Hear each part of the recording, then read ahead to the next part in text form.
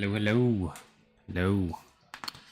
Just finishing up assembling, cleaning and assembling some dudes, and then gonna assemble a vehicle. And then all I've got is the computer stuff left. I didn't stream because Monday I had a role-playing game, and last night I had a plumbing emergency, so that was loads of fun. So I was changing out some water pipes until like 11 o'clock. So, you know, loads of fun, adulting, doing all that good stuff. But let's bust all this out fairly quickly. Try to, at least.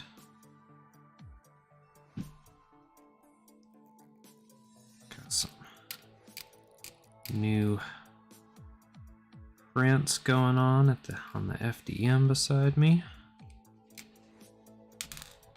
Printing out some Star Wars terrain. Eek. I can hold on to this freaking backpack. It's very tiny.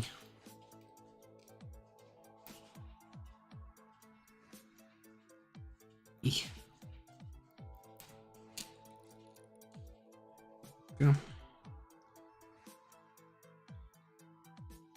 No, and even though that this is just tabletop standard and assembling them fairly quickly when I get a chance to, I always try to give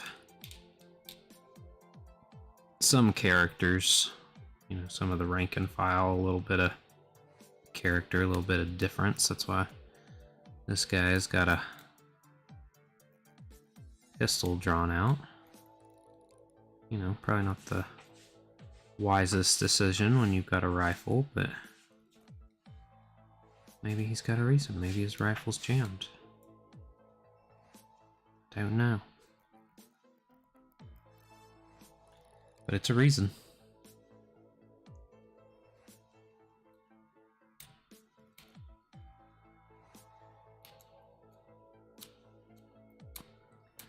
I'm also excited to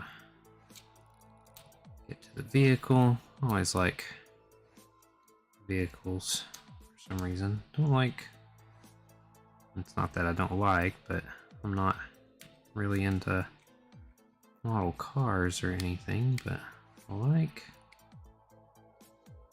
painting and assembling vehicles for tabletop games.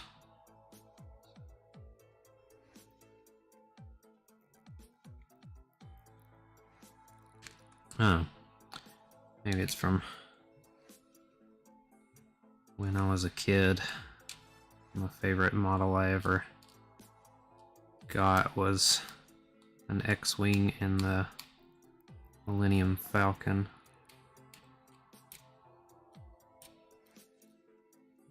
Those Reveal snap tights or whatever. The X-Wing was. I think the Millennium Falcon was actually like a level 3. But, you know, that was ages ago. In the before time, in the long, long ago.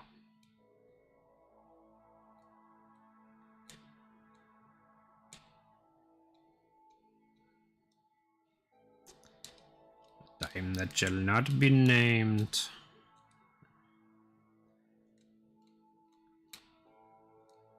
It's fine. Ah.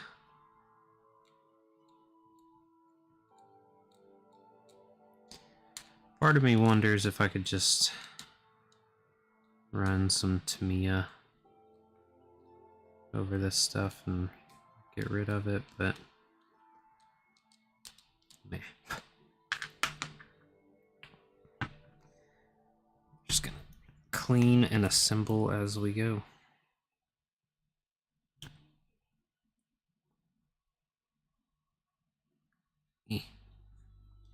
You get back in there. Back to your home. Stay there. Yeah. Yeah. There we go.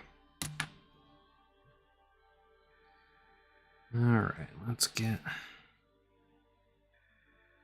arms on before we put the head. So we want to make sure the head is pointing in the correct direction. Squish. Little more goo.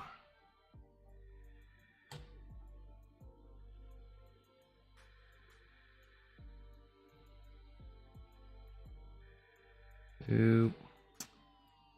I don't think this arm is gonna fit on this kneeling position. Nope. Sure isn't. That's fine. We'll go ahead and get this other stuff on and then clip out another arm.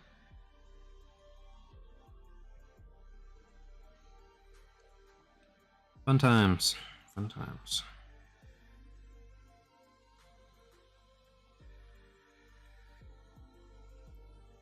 Well, poop-a-doop.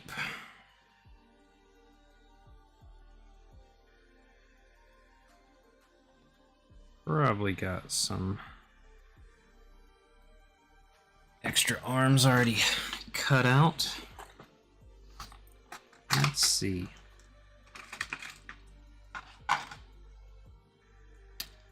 Not that one.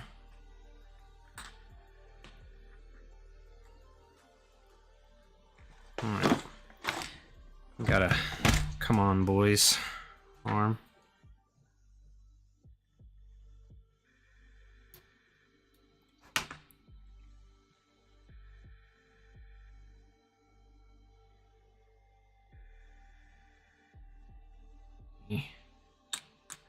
Oh, come on.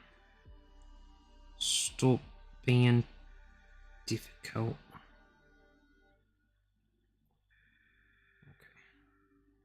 The goo was too dry. Split.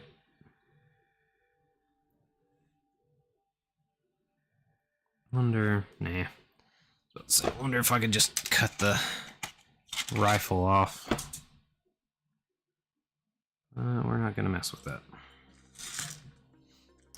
And then once I get done with everybody, I'll come in and run some thin cement over all the little hairs and everything, get everything nice and trimmed down and smooth looking.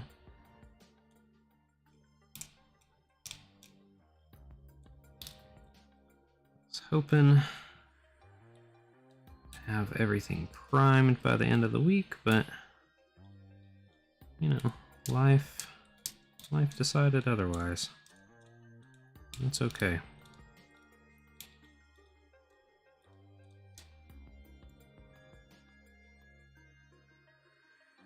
Got some other projects I'm wanting to get to, but nothing that's overly time sensitive yet. Always try to give myself reasonable wiggle room whenever I do a big commission, so I can. I guess this isn't even a big one. This is, you know, a little bit over 800 points, I think, is how much this army is. So, it's nowhere near the 2,000 plus German army I did.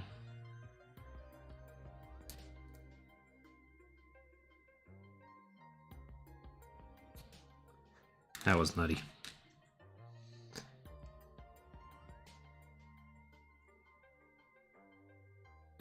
So far I've done 2 armies. Assembled and painted 2 armies, and neither of them have been mine.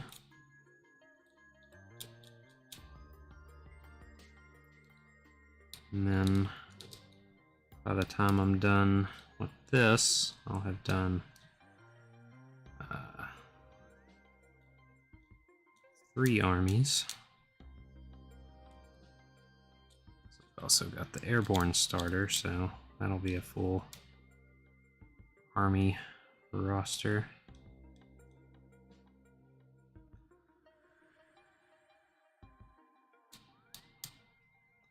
That's fine. No one ever get to really play, so, you know, assembling it for someone else is going to be able to enjoy it. It's good with me. Probably will be doing the Dominion stuff in a month or 2, and then selling that off.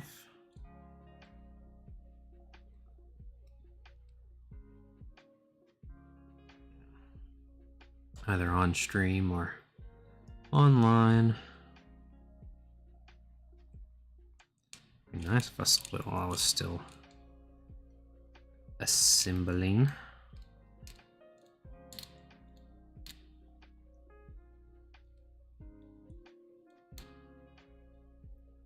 But, you know, not holding my breath or anything.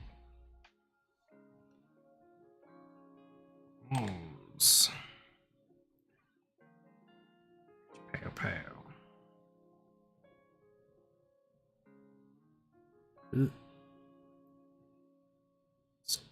Wishums.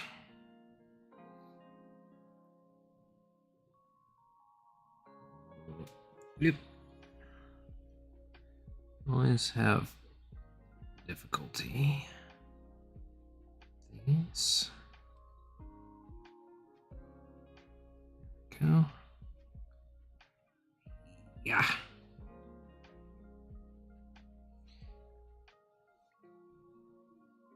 This is one of the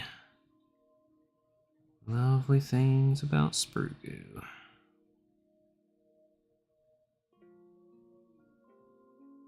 Just fill that in a little bit and it'll look like another fold in the shirt. I swear sprue goo holds stuff better than just the straight up thin cement too. Oof.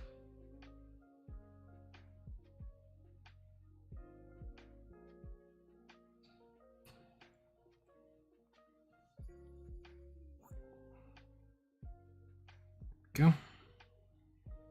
Get his little feetsies on. So yeah, over the weekend I'm gonna try to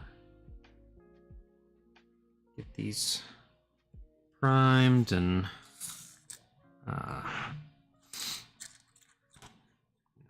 everything, depending on if I can get all the stuff done.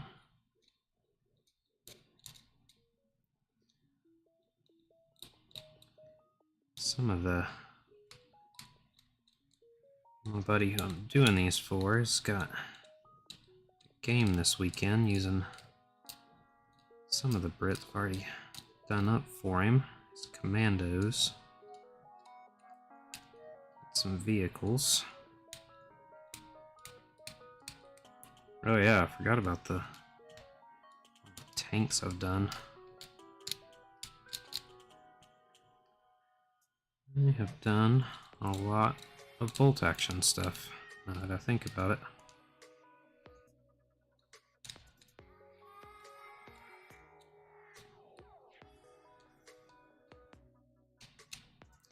I've probably...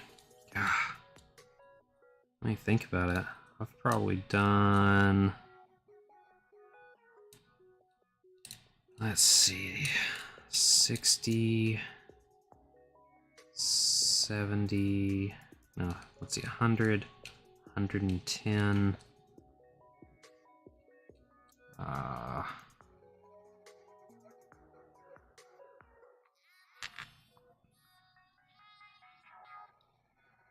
110, 140... I've done over 150 bolt action troops. And then, like, probably 24 vehicles close to.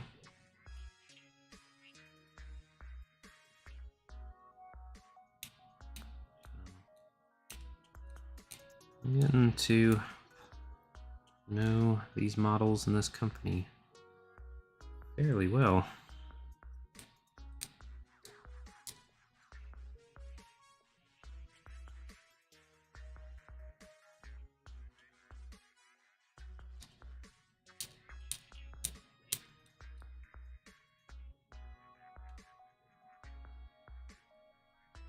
There we go. Shablam. Shablamo. I mean, I know they gotta put the spruce somewhere, but I always hate that they put it on these, the real flimsy parts of the gun.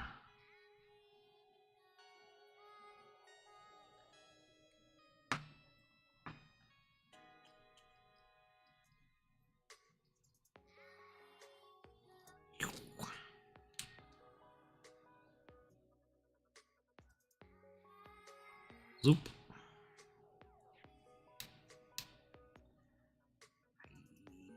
Yeah.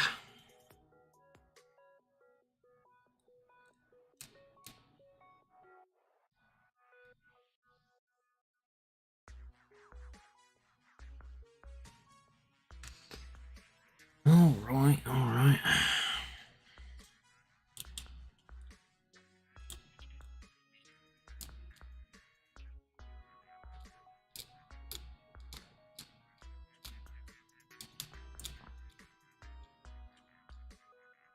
And up on the little mesh part. This is always real hit and miss. I feel like it either cleans up absolutely perfectly, or you erase half of the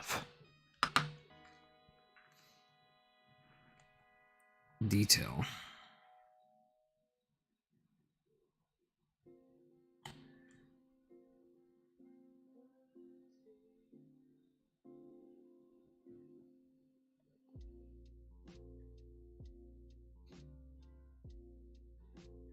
Boop. There's the other one. I know I had another one here. Don't know where it went.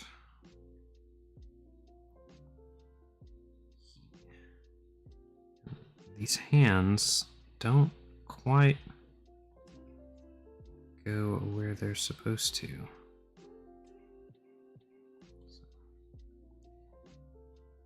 Unfortunate.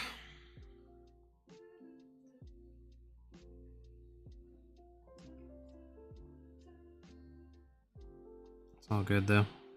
We'll make it work.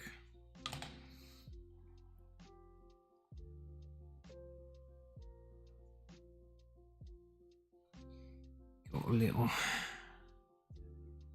sprue cleanup on his chin. His feet. Squish. Nope. Nope. Come on, you. There we go. Bonk. I got a little over a squad left to assemble in the plastics. And then I think I got a little over a squad's worth in pewter. But those are usually a little easier to assemble. And, you know, everybody talks about Corvus Belli's pewter, which is really, really good. And while Warlords may lose some detail, like cleanup on their pewter is actually really nice. It's usually not bad unless there's a major mold slippage, which the worst I had was a radio operator that was missing like half of his face, but it came with a extra head, so I just cut off the one that was on it. Unfortunately, some of the radio came with it, but I fudged it enough. There. Never really know unless you took a real close look.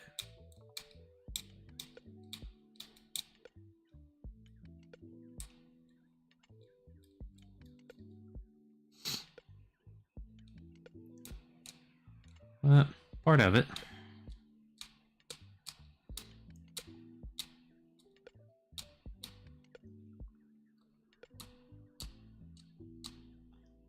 Yeah.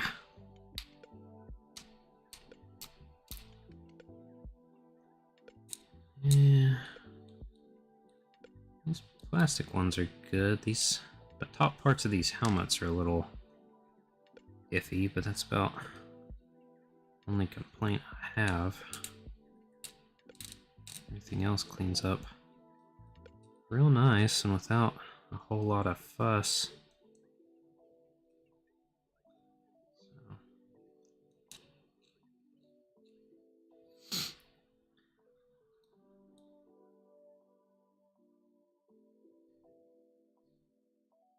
Yar. I'll eventually retire this X-Acto knife, but it's just so good at cleaning up mold lines. Like, it is way past anything resembling sharp, but does great on mold lines. I've got 2 X-Actos. One is for, you know, actually doing things that X-Actos need to do. And then there's this one.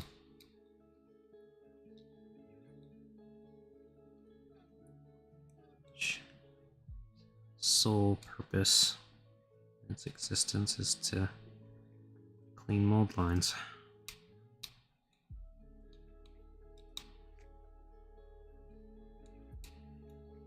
Come on now.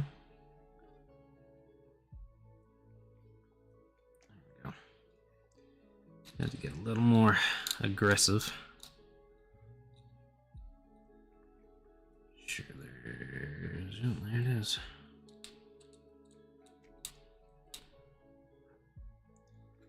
All right.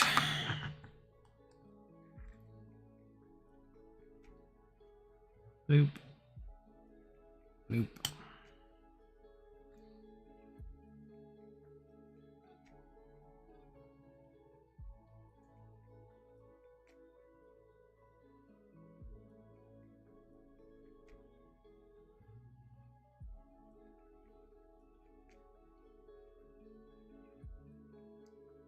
Well, come on now.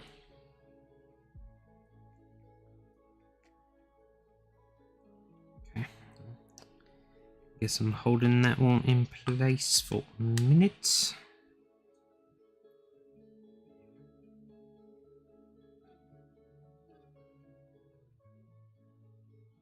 Come on. Oh, this is... You always have one or two models that just disagree with everything you're trying to do.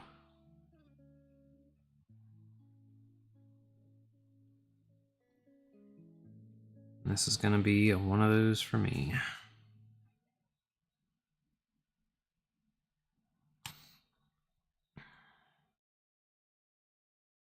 Don't look at it too hard or it's gonna... Everything on it's gonna fall apart.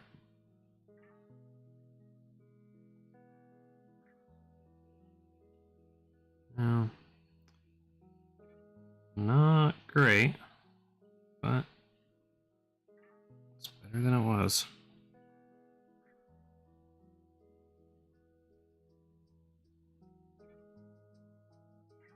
Let's fill in some of those gaps. There we go.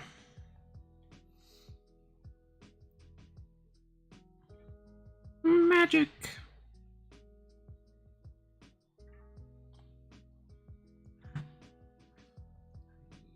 Yeah. Leash. Alright.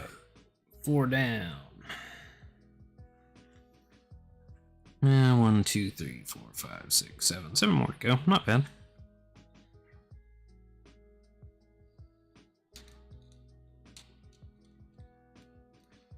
Not bad.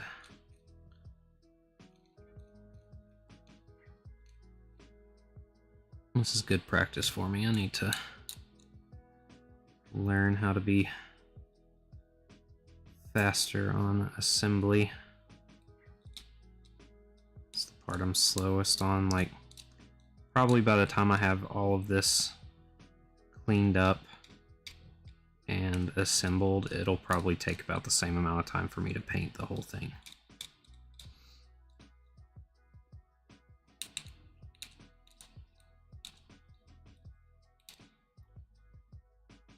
Most likely.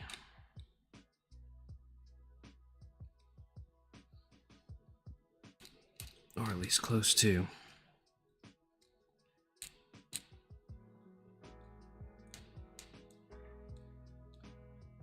See how all works out.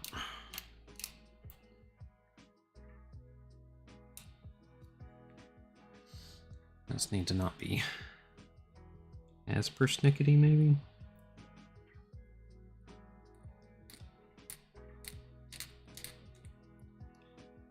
Gotta remind myself, like, not only is it tabletop standard, but some of this shit, like, no one is ever gonna see.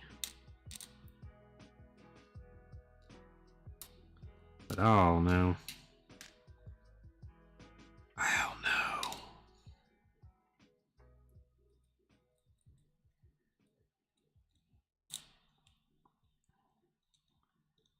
I must,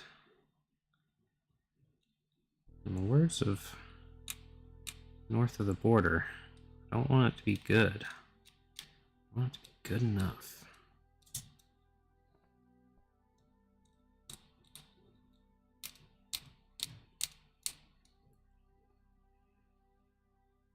Great channel, by the way, if nobody's ever seen it. North of the Border. Amazing sculptor. Highly, highly entertaining videos.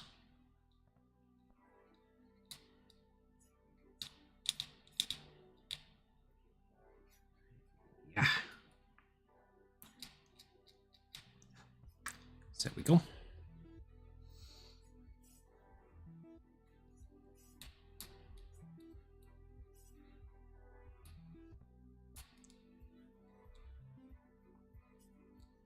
Sweet little Scottish hat.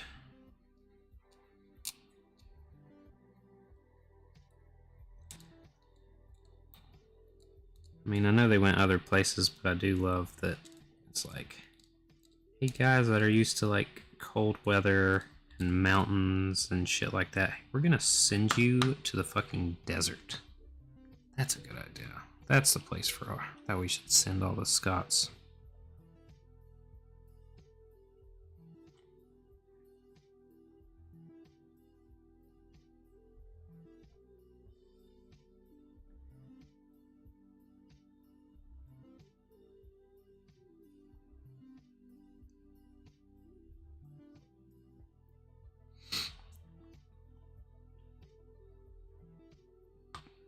dot of glue.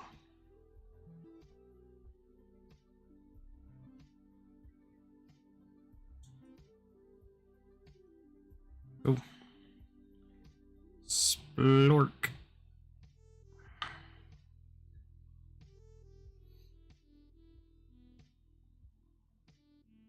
Arr. Oop, eat that, throw it down. Oh, head needs some adjusting. There we go. That's better.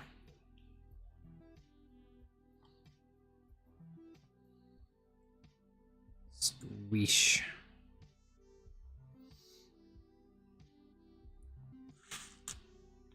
Moving along, moving along. Not a bad pace.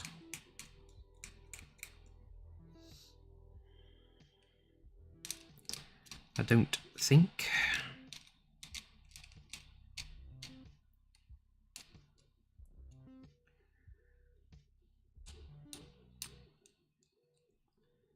Rawr. I need to get my ass in gear and put out my next video, which is started. I actually sat down, I could probably get it edited in like 2-3 hours.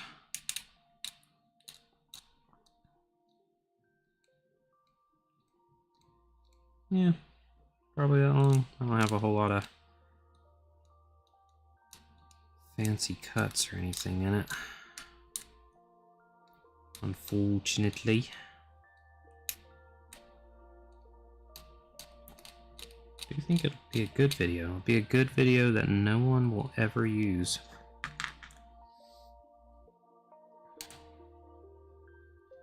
Because it involves the dreaded oil paints.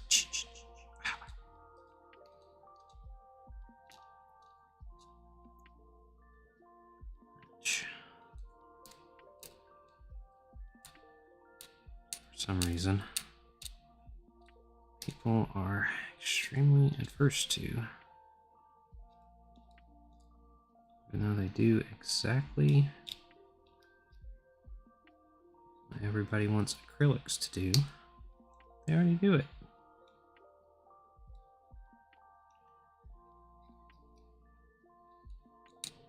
Oh, it's silly.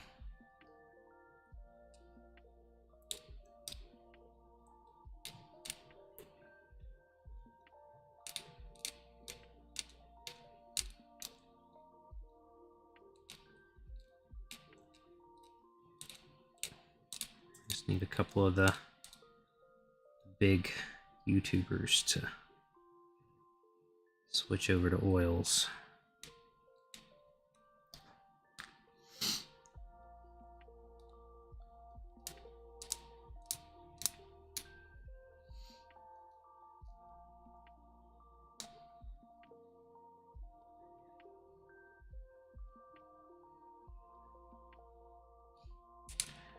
I don't know. I don't know if any of them would ever do that, or if they'd consider it career suicide or something. I don't know.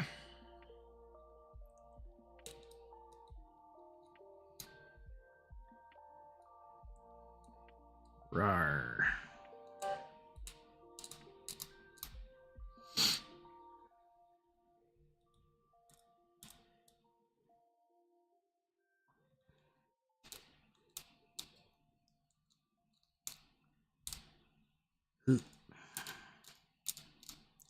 All these little fiddly bits. There we go. One more done, one more cleaned.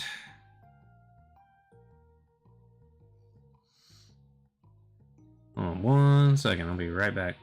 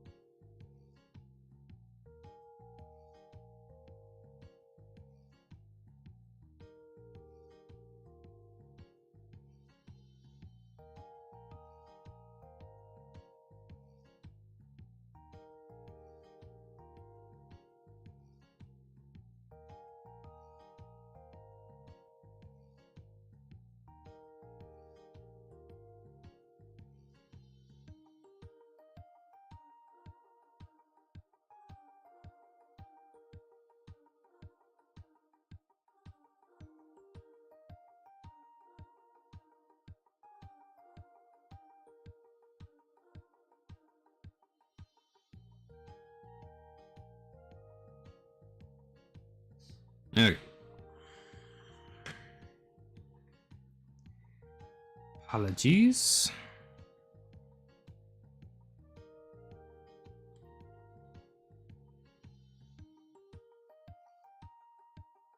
Oop.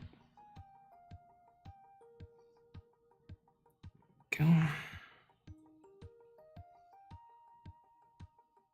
These guys are definitely not the most complicated bolt action minis I've put together, which is very nice.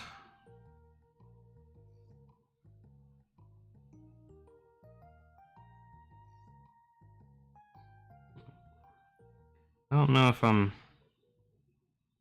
excited or not to do up all the British Airborne.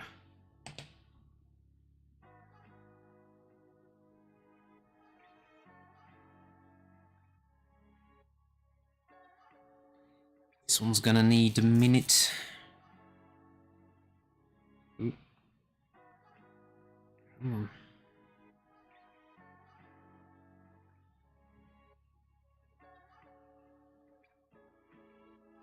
I like the dynamic poses, but they do take a minute more to set up.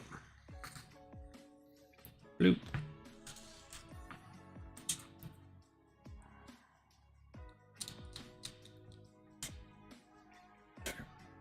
Sorry, my printer was making a odd noise and wanted to make sure that the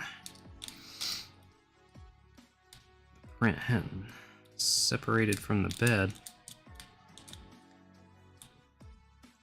Doing a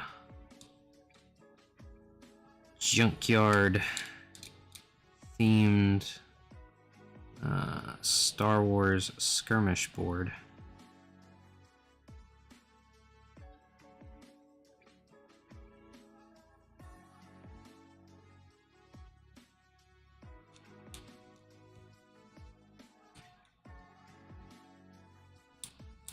Which should be pretty cool.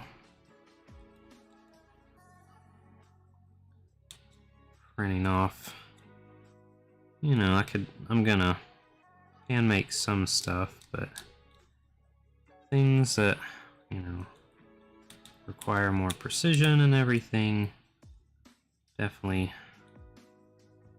printing that off.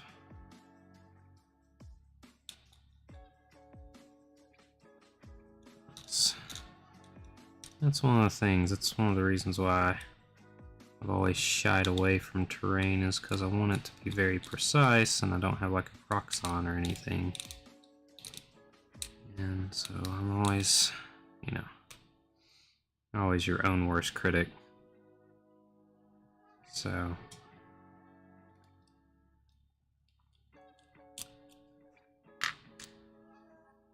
that.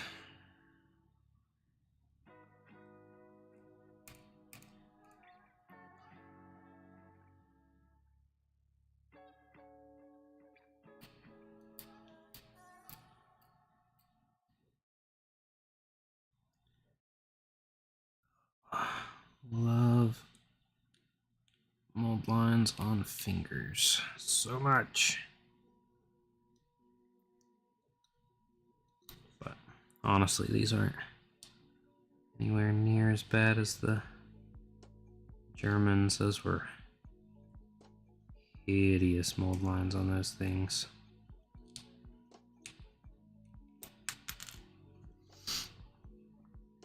There was a lot of them.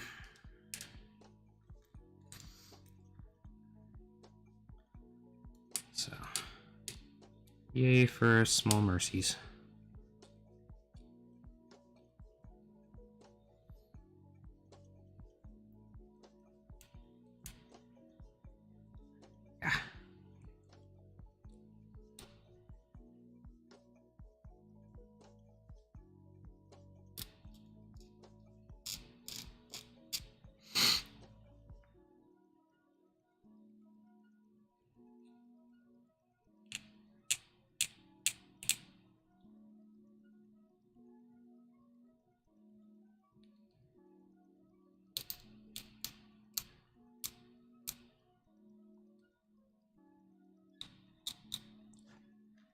Alright. Alright.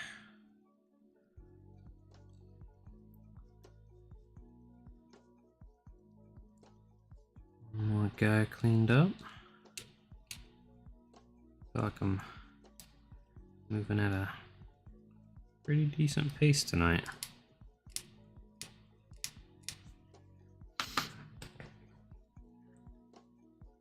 Oh, except where is your head?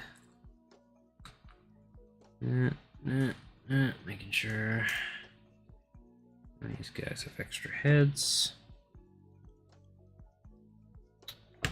Let me look in my box. Aha.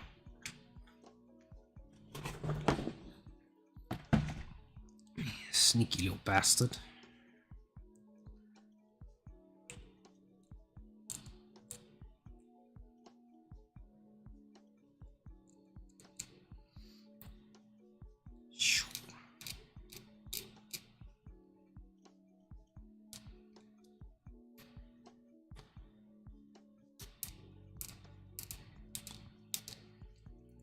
It's one of those helmets that all lines are pretty bad on.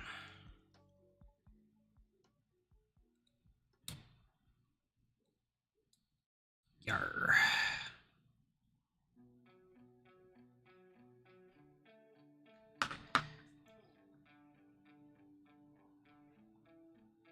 Bloop. Bloop.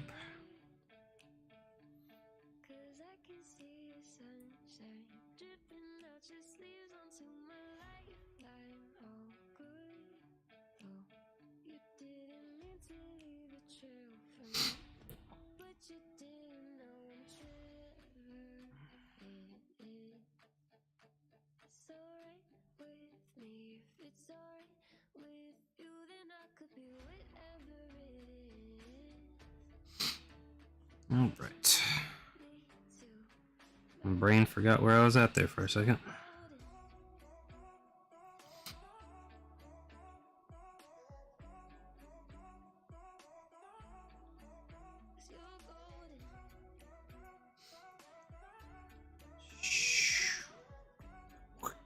Squish.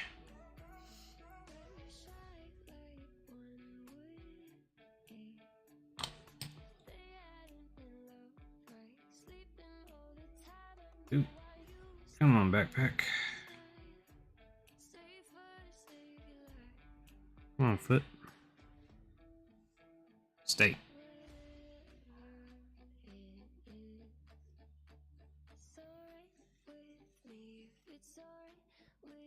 Let's try to give him some type of action, some type of movement.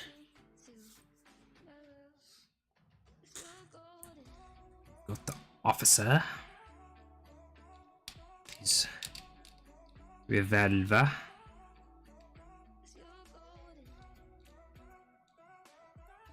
Oh so deadly whistle.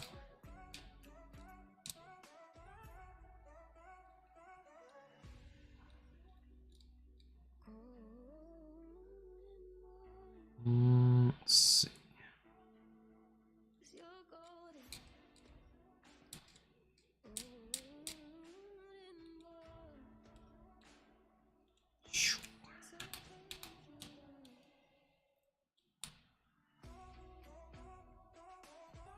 This guy's got a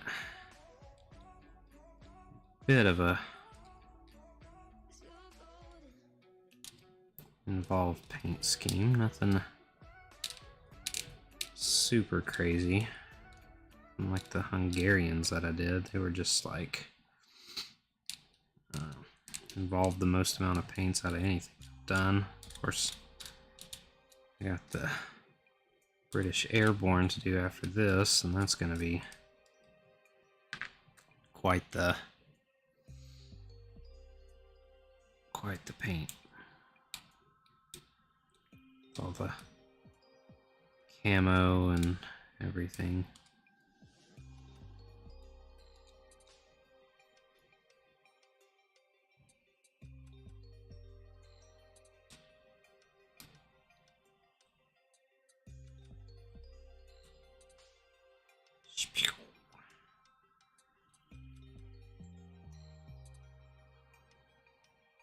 Okay, it's his jawline. I couldn't tell if it was like a strap from his hat.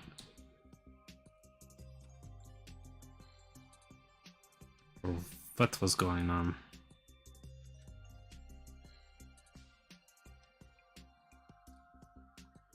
Just gave him a super duper chiseled features.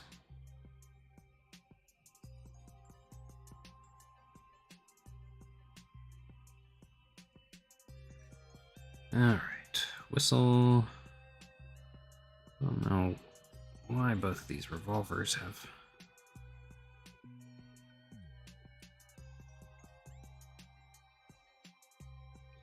things like that. Yeah, I feel like I do need to. The other guy's got the revolver. That doesn't have the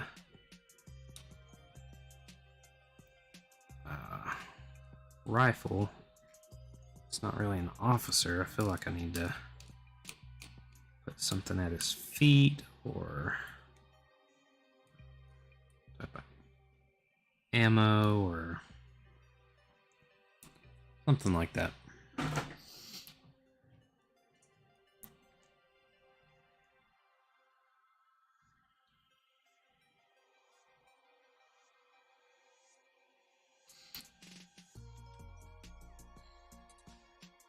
You know, he can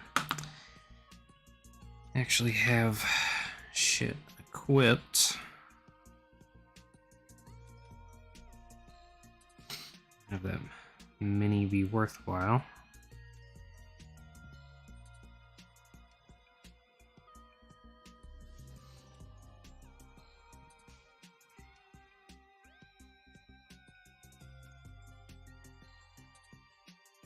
There we go. That's better.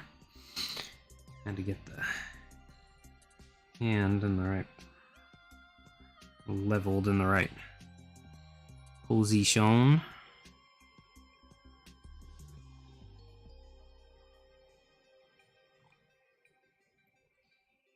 Let's get these put on and then we'll figure out where the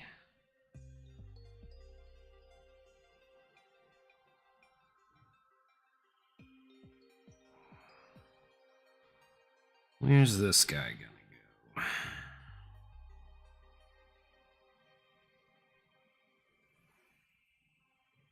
There. Yeah, let's see if we can squeeze it in right there. Oop.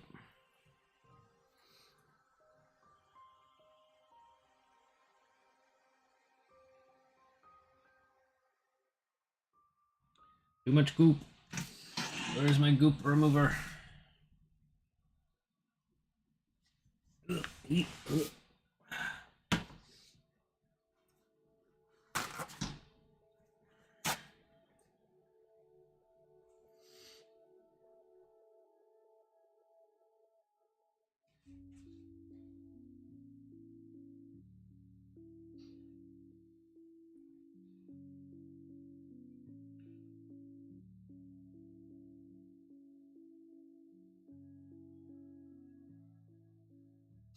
There we go.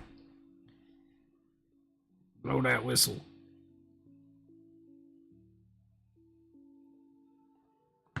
Ah, I'm sure the whistle was something very important.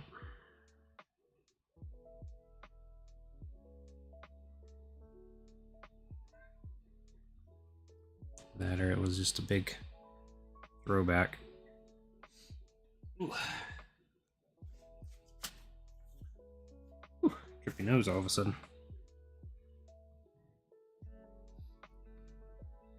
Alright, let's look real quick. See if there's anything we can clip off for this other dude.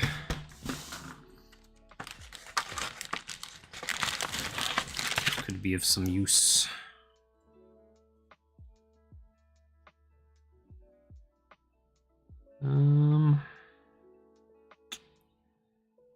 Don't really see any loose weapons.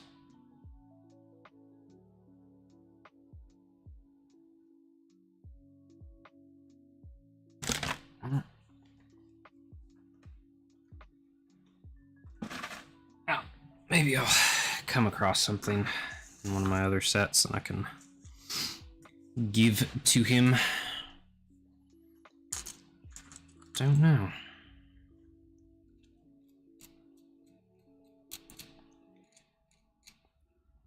Chelsea.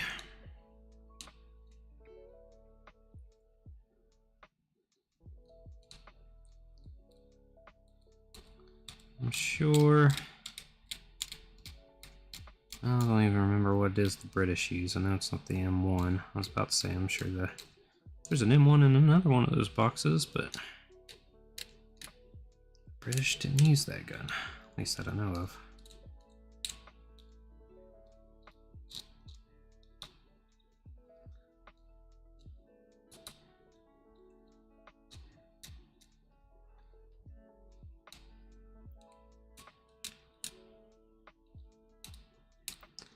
Well, I didn't know they used the Thompson either.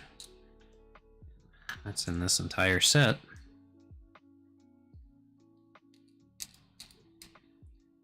Thought they used a different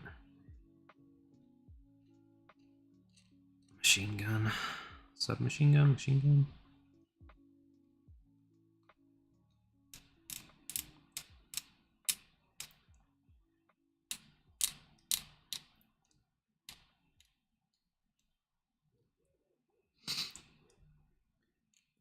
Ka.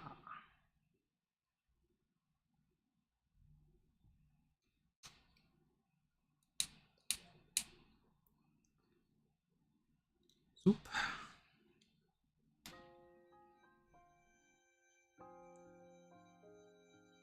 I think it's about story time. Cause my brain is about needing a rest from rambling about nothing for the past hour. But we'll wait till I get this mortar dude assembled. Mortars assemble.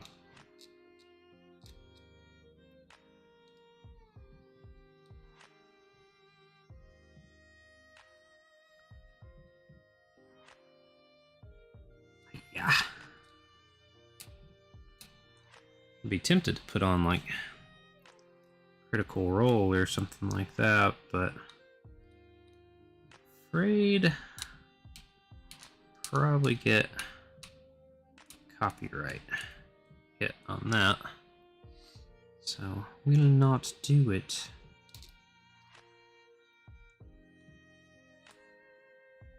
Instead, we'll do one of my buddy's short stories.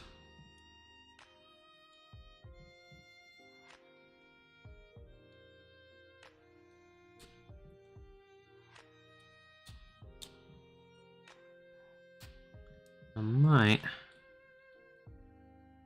maybe work on some lore for my clone army.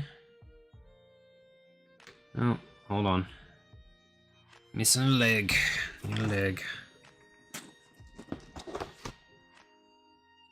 Leg. Leg, leg.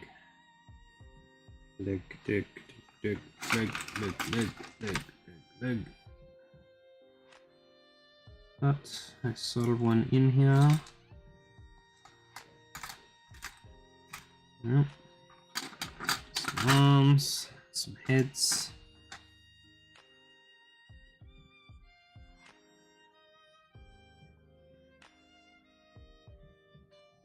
I need to cut a leg out of the sprue.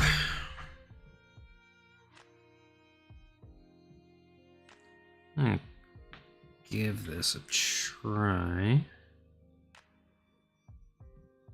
A little bit of modding on the fly.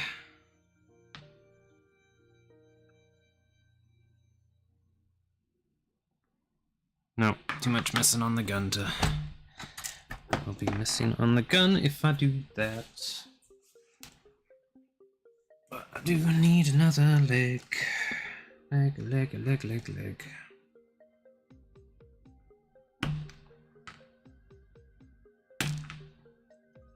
Splat. Yeah. Oh. It's already clean. Oop. I got the drops.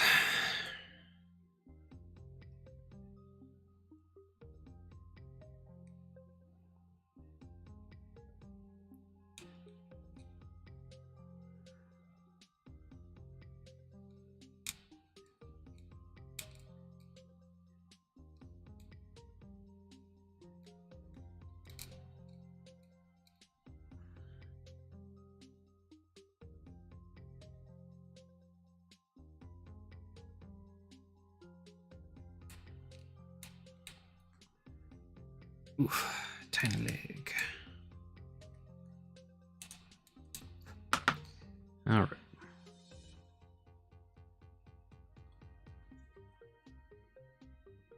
Sometimes the goo of the sprue is out of hand.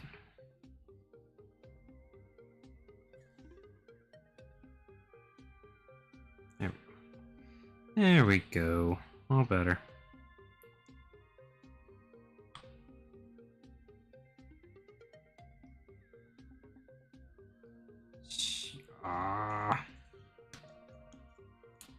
Yeah.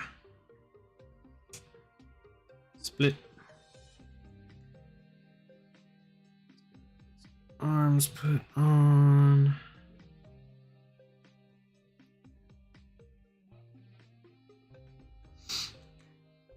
One arm.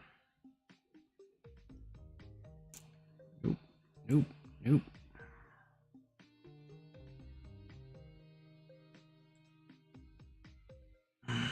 Come on.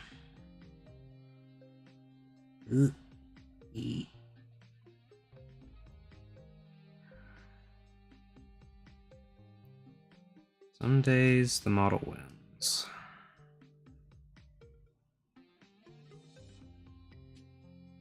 Yeah. Good enough. Good enough.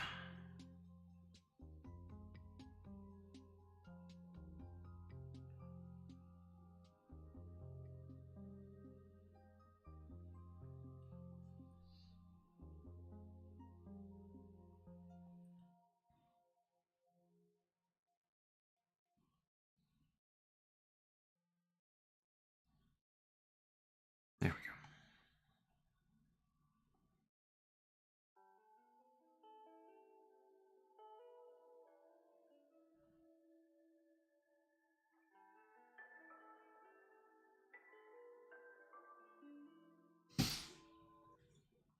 go. Blow. Two more guys. And we'll do a cleanup run with the thin cement.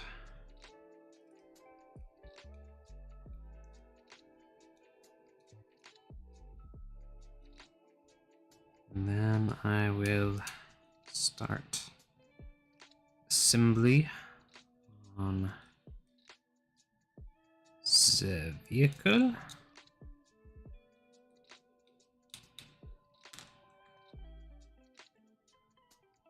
And hopefully get the vehicle all assembled and put together. Yeah, I think I'll have enough time to do that, unless it ends up being a giant headache.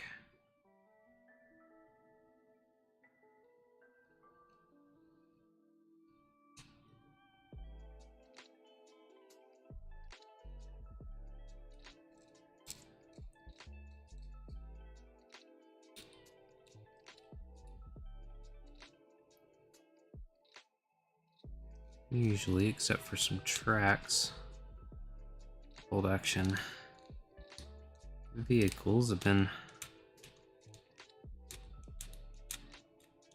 pretty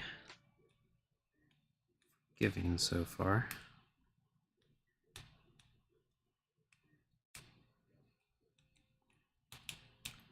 I do like also, I mean, it does take a minute more, but I do like that I get to do some non-Caucasian skin tones this army. Give it some variation.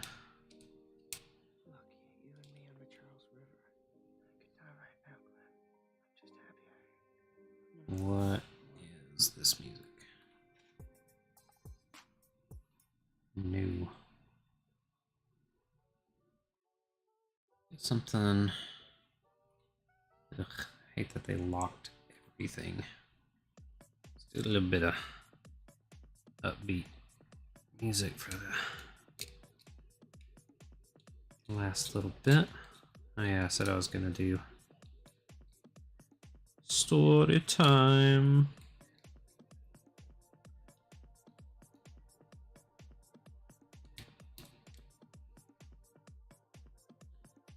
Yarr.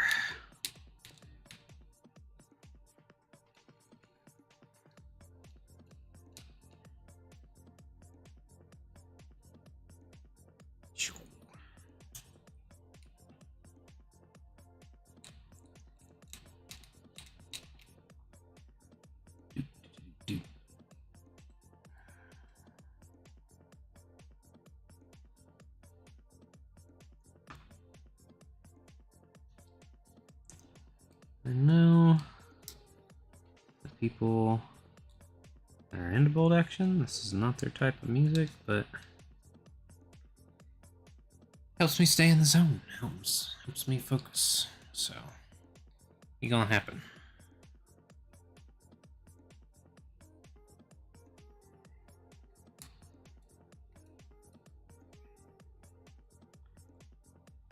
Yeah. Yeah. Yeah, I say, yeah.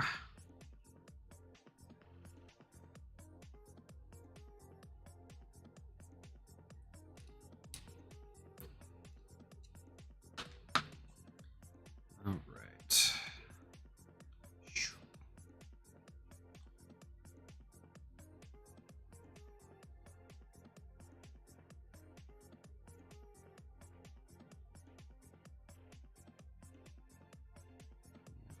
There.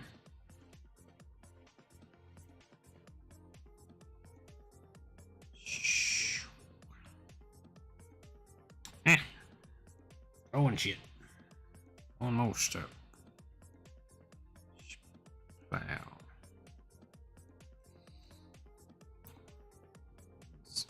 Backpack. Good. Good. A little bit of goo right there.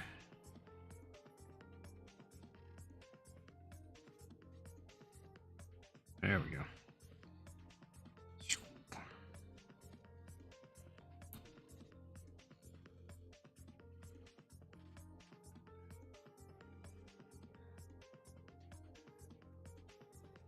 Maybe how it's laid them out or something, but feels like these last couple ones have all been these running poses.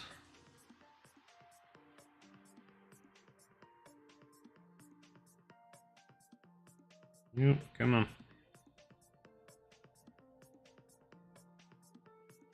Let him dry for a second.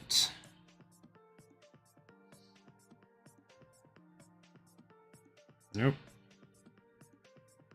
Ooh, stand up.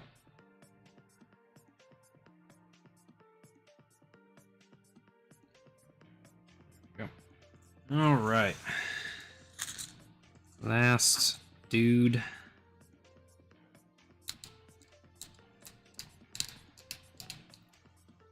Let's say, yay, much rejoicing, but still got all the metal ones to do.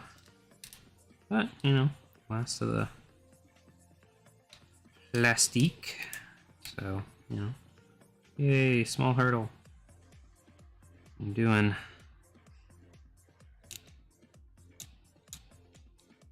big stuff like this, you gotta take the small victories where you can. Keeps you having fucking hope.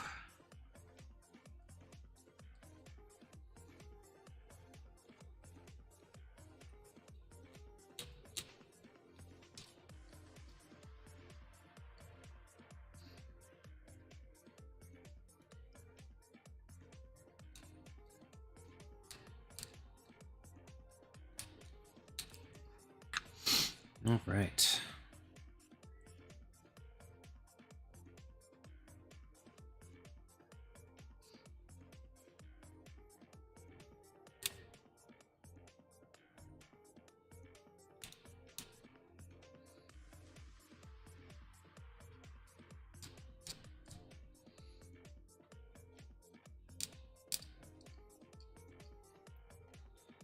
Legs. Got one too many arms. That's probably where one of my other arms that I was looking for went to. Side-eye.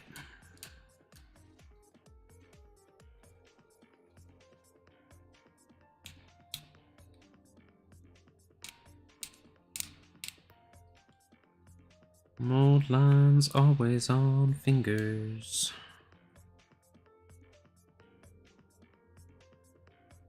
Yeah. Yeah.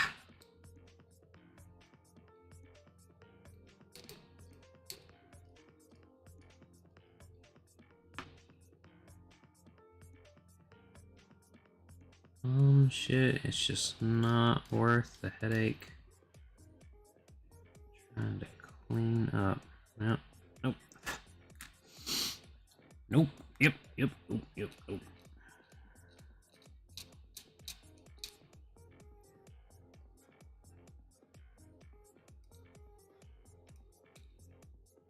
Yes, no, yes, no.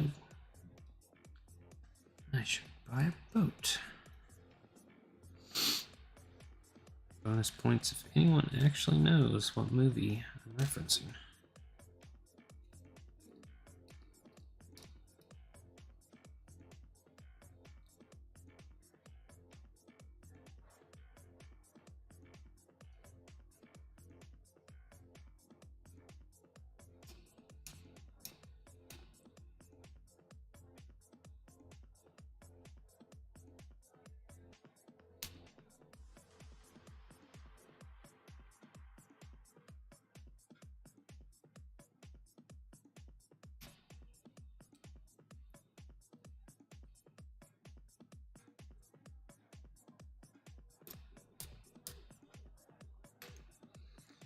Indeed.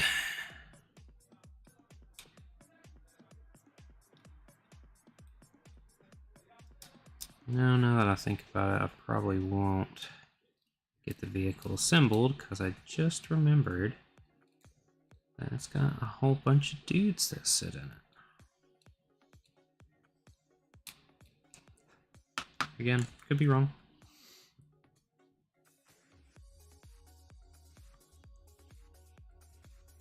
Could be.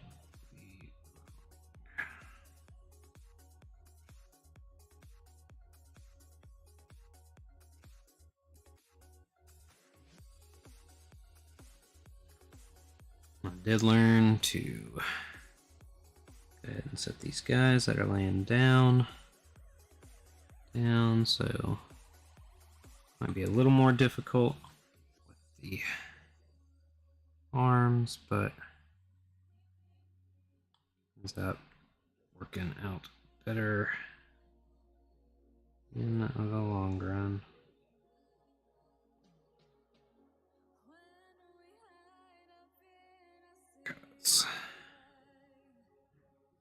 Although these bipods are always a pain in the dick.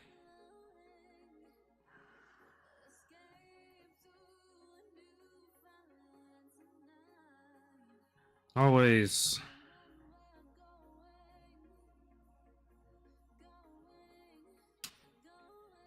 Oh, come on. Ooh. It's old.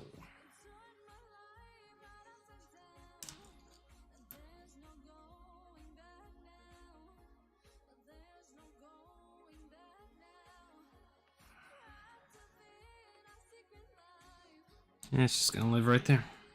Right on the edge.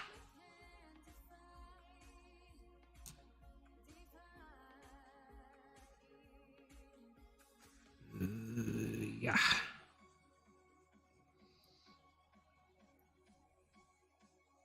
Come on. Get on up in here.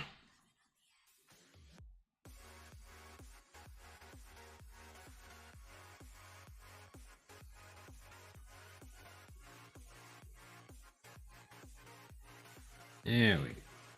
There we go.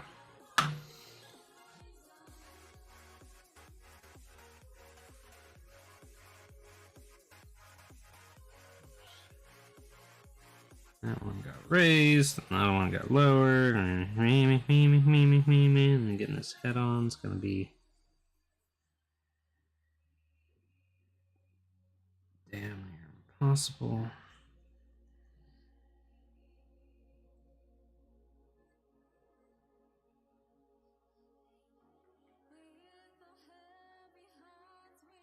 There we go. Oh, and backpack. Backpack. I forget. No, I got backpacks for everybody and I already cleaned his. There's the arm. Just cleaned your backpack. Where did it go?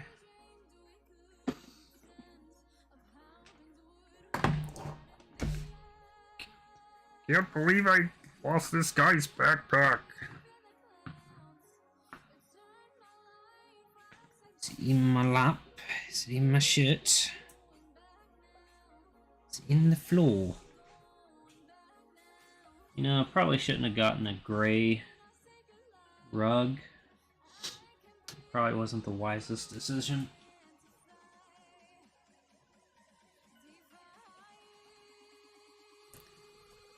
I know I had his back. Ugh. Fine. Well, I don't know if I have any more. It's a problem.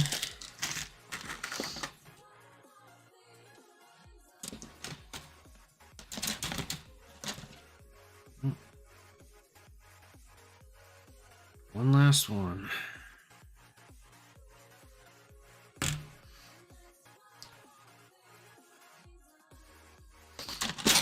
mean, I guess it wouldn't have been the worst thing if he was missing his backpack. Maybe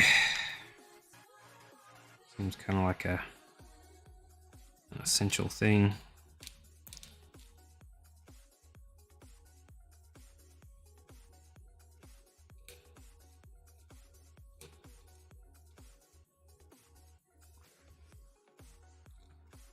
You know, holds ammo, food, all that, you know, things that you might want.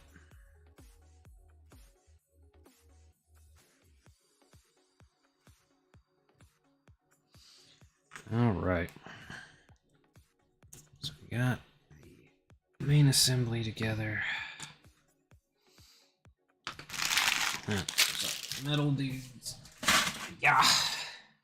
Now we're just gonna take some of the thin cement, get some wispies.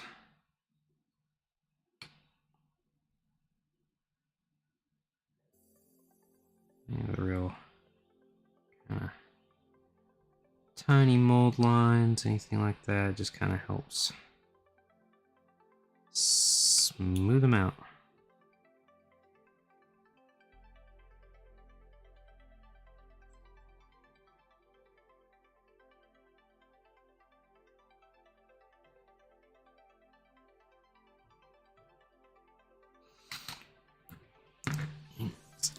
He needs a little bit of goo.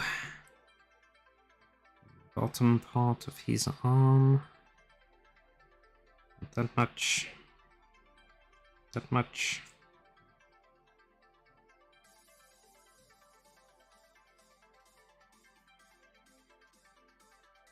There we go.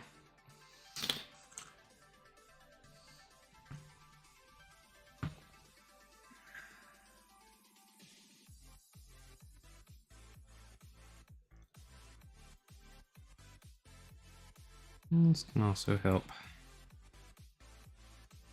pull some stuff together. See, like melt those little tiny wispy parts. Definitely helps on fingers.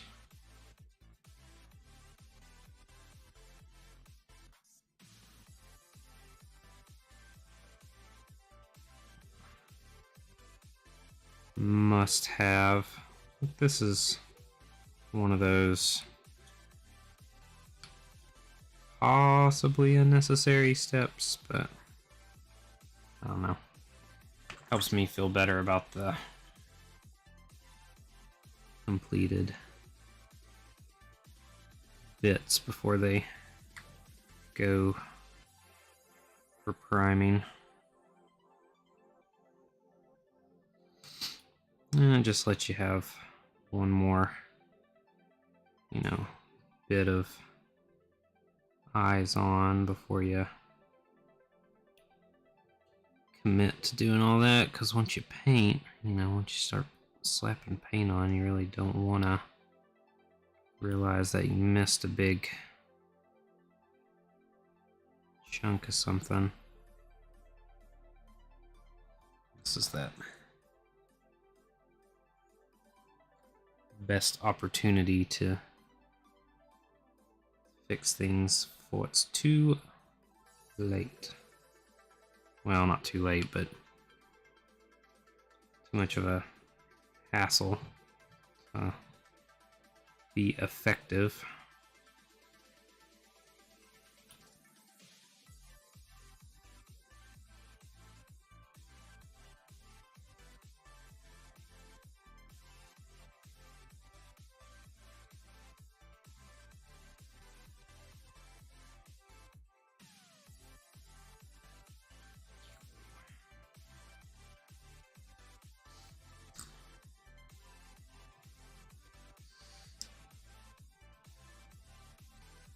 Hot, hot, hot.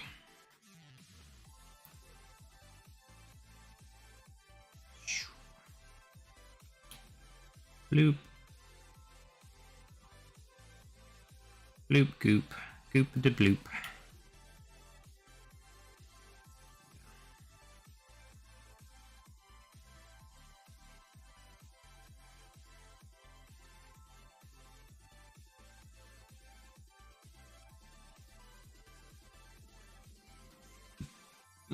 We are gonna pause this. Stories.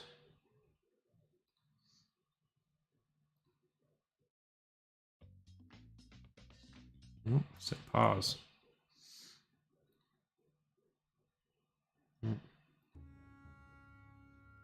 King Ekrivir Blacktide leaned out of Severintus's saddle and slashed out with his glaive. The enchanted weapon carved through the neck. Hello. Their scheme was cunning in its predatory way. It would hollow out. What's up? Hello again, DrewTube. That is Ninetail Hobbies YouTube channel viewers. Yo, this is Josh Flacavento. You may know me as a friend of the man who paints minis on this channel and does other cool, interesting, creative junk. We are buds on the Bergcast. What's up, Ninetail Hobbies people? This is Josh Flacavento. You may know me from Tales from Stringersburg, where I've been GMing as we moved over to Twitch. Or you might know me as one half of Bleak Horizons Press. Together with Ryan Hatt, we successfully did a Kickstarter campaign for All Must Bow, an RPG zine for our system-agnostic cosmic horror space opera setting.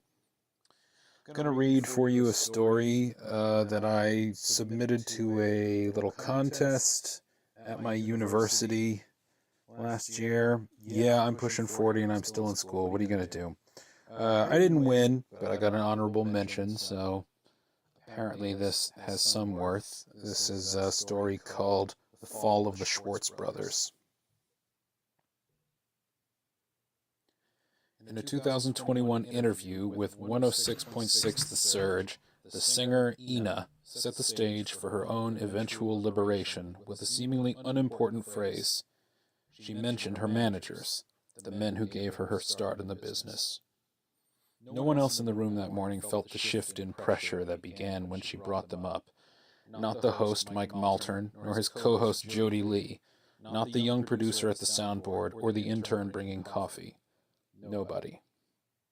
Back before I was me, she began, and like a gas, her former self began to leak out of the trap of Ina, multi-platinum chart goddess of You Never Ask, hello. Yes, No, Also, and Young, Naked, Angry fame. I don't know if you're still here, but hello. Hi. How are you? I was just playing some stuff because I had been babbling on for a while.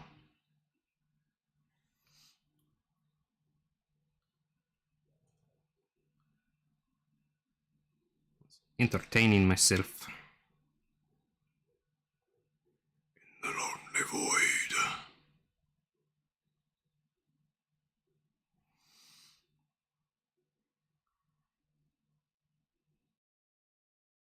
Finishing up.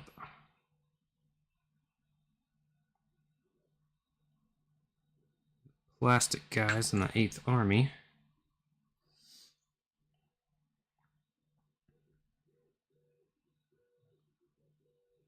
Bloop. Getting all their little last bits of mold line off with some thin cement.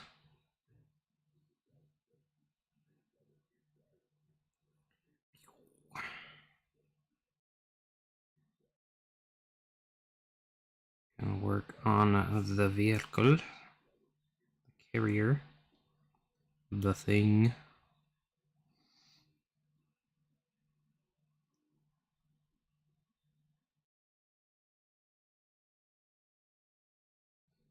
Lugging along. Oop. Couldn't remember which one I did last.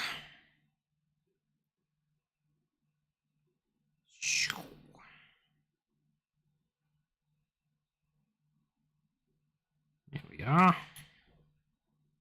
Whoop.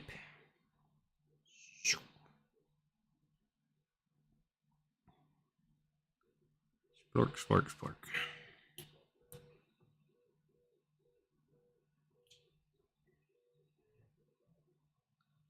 Not too terribly worried about the boots because they're going to be covered in stuff. Do all this as a obvious desert theme.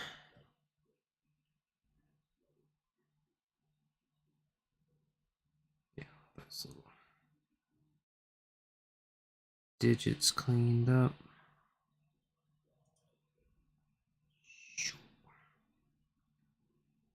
Just really the noticeable spots. Yeah. Nobody here. Diva and Deva atop the slow-rotting corpse of Pop. Before Ina was Ina, you know, I had help. I needed help from some people who became very special guys to me. Really helped me find myself, you could say. She felt the words twisting, even before they left her mouth, inverting. It feels crazy to think about, but back then I was just... And without meaning to, she spoke her old name, her own name, and thus set in motion the ruin of the men who had yoked her pitilessly to the great beast Fame and grown rich and powerful off her back. Yeah, back when I was just Jennifer, I thought nobody was interested, and nobody really was, I guess. But they found me, and that's when I became Ina. The stillness that filled the studio made it briefly a church for her, a sacred space, and she could see that no one else felt it, and smiled. So this is really all about them, you could say. They called themselves the Schwartz brothers, and no one ever bothered to investigate the fact that they bore each other no resemblance. Nor did anybody consider that Schwartz might be a veiled reference to Svart, meaning dark, without which they could hardly have guessed that this referred to a passage from a certain Kabbalistic text cautioning the reader about the black brothers who dwell in Dath, where Dath meant knowledge without wisdom, untempered by pity, mercy, or charity. And so no one thought to protect themselves when the Schwartz brothers came to pitch meetings, launch parties, studio sessions, etc., for what they appeared to be was so much easier to understand than what they were. Ruthlessly self-serving outcasts from every occult society they'd ever joined, to whom the power to manipulate others was the finest thing in life. The one who called himself Yngve was the oldest, and chose to appear as such, though not his true age, of course, for the kind of people they moved among would have had no use for a hideous caricature of humanity done in bones and dust. He seemed as a man in his early 50s, hair graying but still essentially black, with a carefully thinned mustache, around which his pleasant, though ultimately unhandsome face creased perpetually into a damp approximation of a grin. To this oily appearance he appended a satirically vague European accent, which was mostly caricatures of German and French actors from successful international films, but occasionally featured the Catalan substitution of th for s, just when it was least euphonious. He dressed this farcical persona either in black turtlenecks and jeans, or, in warmer times and climes, outrageous Hawaiian shirts and golf shorts. Yngve was a black joke, a seemingly lecherous figure who was disinterested in sex of any kind except those sublimated vestiges that arose during particularly heated contract negotiations on behalf of his clients. First and foremost among these were his brothers, who sometimes appeared on albums as studio musicians or joined backing bands for big acts. But they also included rising talent the brothers collectively chose to back, which is of course what happened to young Jennifer before she became Ina. But this is not her story. That will be told by another. The second brother, who went by Don, was the youngest of the three, though he seemed only a few years younger than Yngve, a very trim 50, clean-shaven and muscular, with a face all sharp lines, cruelly symmetrical. He spoke with a bland newscaster's voice, any regional idiosyncrasies buffed off into the amber waves of the mid-American dialect of TV and national radio. He played the drums, or at least appeared to, drank and whored, and occasionally did violence to those who opposed him or his brothers, though he took no particular pleasure in it.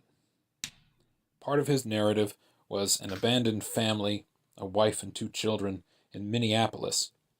This played on the sympathies of men whose real age hovered around his apparent one, and who longed to be released from all the oaths and conventions that bound them, who wanted the thrill of risk but were unprepared for its dangers.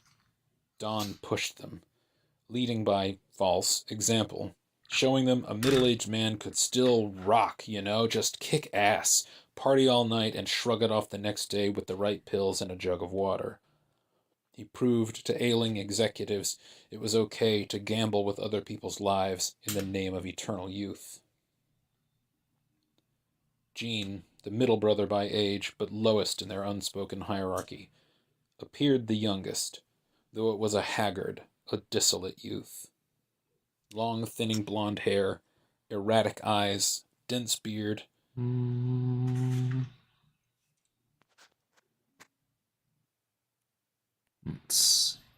He put out the image of a cult leader or catamite who'd survived beyond the expiration date of his type and was now adrift in a savagely rational world that owed him no favors.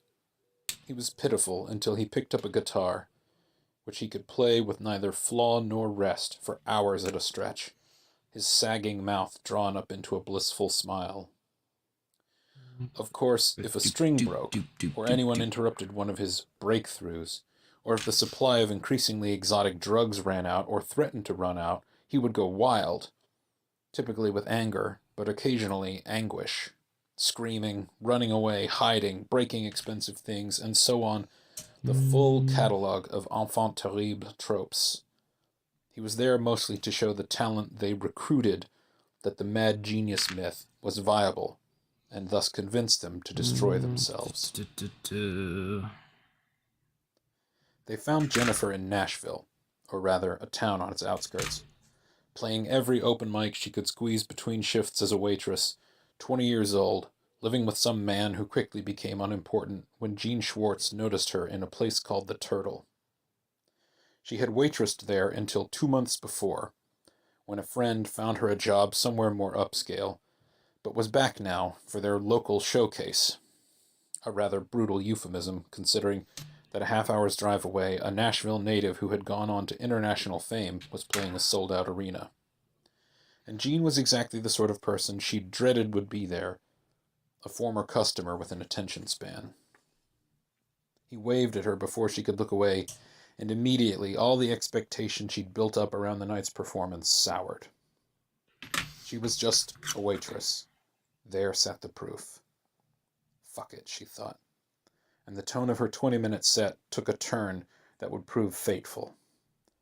Jean heard the rage boiling beneath the playful, optimistic lyrics and bubbly major chords, the despair, but most importantly, a strand of self-negation, buried but audible to his trained ear, that suggested something he had been thinking about for a long time, the possibility of a level of power over someone that would be unprecedented, something at once deeply pure and utterly perverse.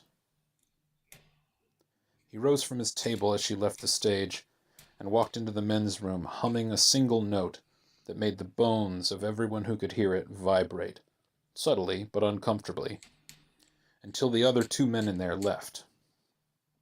With the room to himself, Jean stood in front of the sink, looking into the mirror as he turned the water on. He whispered things to his reflection, words that weren't really words so much as commands released in the form of sound. Or so he told himself, he and his brothers having years ago convinced each other that their modified version of John Dee's angelic Enochian language really worked. He said things like, become extremely persuasive, believe your false identity, project power, and so forth. As he did, he thrust his hands into the sink, jamming fingers into the drain until the cold water had no escape and began to fill up the stained white porcelain. Between commands, he hummed. The water rippled in response, shifted, changed. He splashed it on his face and let it drip off, the drops disappearing as the sink drained and the flow of water shuddered to a stop. He was someone else now, a balding, sanguine fellow in a new suit, a merrily brainless corporate type, an industry man. He left the room and found her by the bar, haggling with the owner.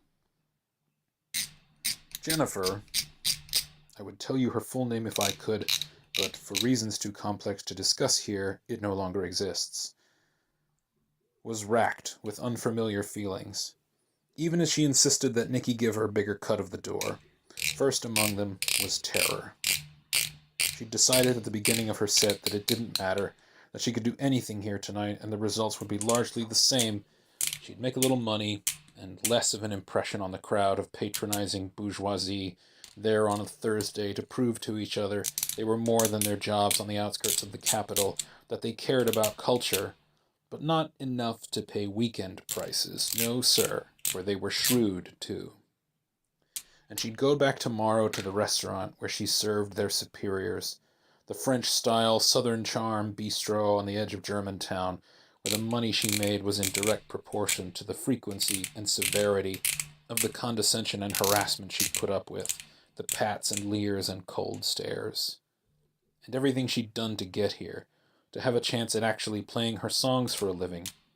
The brief careers as stripper, blood or egg donor, and, perhaps most heinous, telemarketer, back home in the foothills of the Appalachians, saving every dime she got till she could move to Music City, the fabled center of her dream life, her fantasies of escape.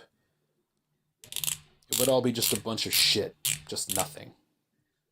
That emptiness had welled up, oozed out her fingers onto the strings of her battered Gibson acoustic, dripped out her mouth, and the bright anthemic songs she'd written during the high points of her life to date became parodies of themselves, sardonic comments on people who actually believed such crap. The crowd of frustrated bureaucrats, social climbers, and failed artists lapped it up. They gave her a standing ovation, the first of her life. The exultation of that mingled with the guilt of betraying herself, her own happy childish dreams, and with greed. The industry man asked Jennifer if she'd ever heard of the Schwartz brothers, while she was still arguing with the club owner about the evening's take, so she turned for a moment, favored him with a sour smile, and said, "Sure, I know all about them." The stranger was oddly compelling. Years later, she'd understand why and how, but at this moment, she just knew she couldn't ignore him. She turned back to Nikki, who'd been kind to her in the past, when she'd thought Jen was weak, and said again, "Come on, Nick, you saw that crowd. One lady called her friends to come over here right after my first song. That's them right over there. I'm making you money, Nick. Come off a tiny little bit of it." Now, Jen, a deal is a damn deal, ain't it? Anyway, this kind of buzz, that's worth more than a few bucks. You ought to be happy for yourself, girl. Jennifer snarled a little at this, unconscious of the look on her face, and Gene Schwartz was so amused by her intransigence that he laughed in his own voice, not that of the shell identity he'd built for this meeting. It was the first of many clues that Jennifer was doomed, although perhaps I mean destined, to miss. Not by much, though. She heard it, knew it was strange. Looking back at him abruptly, "What?" "Do you now?" Gene asked as the industry man. "'Cause I thought maybe I'd introduce you to him, but if you know him so well, then I guess you want to be here on a Thursday night fighting over a lousy $50. He laid what appeared to be a $100 bill on the bar. It was truly not even a piece of paper, consisting mostly of dust and crystallized avarice, but the brothers had discovered that people wanted so badly to look at money, just to see it, that it was easy to convince them that they had. He asked the owner to settle his tab. "I know when a woman's telling me to get lost," holding up a ring finger with no ring on it, "so I'll get to it. You just remember that the next time you want to quit doing this here, and can't." He stood. Nikki came back wearing a look of puzzlement, and said they had no idea which tab was his. What was his name again? Gene Schwartz, as both himself and the industry man he wore, smirked and produced a business card, which he handed to Jennifer. "She can tell you. She's my manager in this here business." And he left. Of course, what was written there was more of a suggestion of a man's name than a real one. But with the surge of confidence it brought her, he was from a label. He wanted her songs. Jennifer got Nikki to give her the extra money she wanted, and stayed till close, letting people buy her drinks, and for the first time a current of old, nameless power ran through her. People of all kinds came up to talk to her about her set, to pay tribute with questions, flirtations, praises, and she found herself basking in it, albeit uncomfortably, dimly aware that what she was beginning to do was descend. The brothers discussed that very night what they could do with her. They were eager for a new ploy. Don and Ungve were still stung by the failure of a scheme to put Don on the touring band of a hot new act, a boisterous anachronism who called himself John Stone, and Ungve in a position to sell the rest of Stone's band cocaine. Stone was a rockabilly retromancer, conjuring up the surf rock of the Dick Dale era for the men of that time who still longed for it and would gladly go to live shows to listen to 3 songs, buy a t-shirt, and leave. Don had sensed that this young man, whose true name he had yet to uncover, was protected, and tried to warn Ungve, but had only succeeded in muddling his concentration, and the audition interview had become embarrassing. Stone's staff fawning over the two of them, the artist and ultimate decision-maker unmoved. "Uncouth stripling!" Ungve was howling when Gene returned. "How in the devil's name can this happen to us? And how are we supposed to leave this wretched city without his touring money?" They shared a 2-bedroom apartment. Don slept in the bathtub. "I tire of it. and of using my precious energies to deceive these oafish people, that we have nothing to show for our time here. Nothing! Don shrugged, and Ungve whirled on Jean in his fury. And what have you been doing in that odious guise? Selling used cars? Jean smiled. No, my brothers, I have found it. The seed of our great work. I have found her. The Malleabilissimus. Even Don's questions came out with the flat inflection of statements. It was left to his eyebrows to show his skepticism. We've looked everywhere. How can you be sure? Her songs! Transported for a moment, Jean leaped to his feet, shouting, Her wonderful, terrible little musics! She will make herself a void for us, I can feel it, and we can build within the shell of her what we like. It wasn't quite so simple, but it was close. They dressed up the corpse of a failed record label as if it hadn't, peopled it with a few deluded wannabes of their acquaintance, and brought Jennifer there to sign a contract she hadn't read. They used disguises first, Jean continuing to play the industry man, while Ungve made himself the fake label's president, a 30-something entrepreneur with a pretty typical story about wanting to nurture others' talents when he realized the absence of his own. Don, with characteristic reserve, made himself the head of HR, and a woman, or at least the closest thing to a woman that a man who'd never thought there was much about women to understand could manage.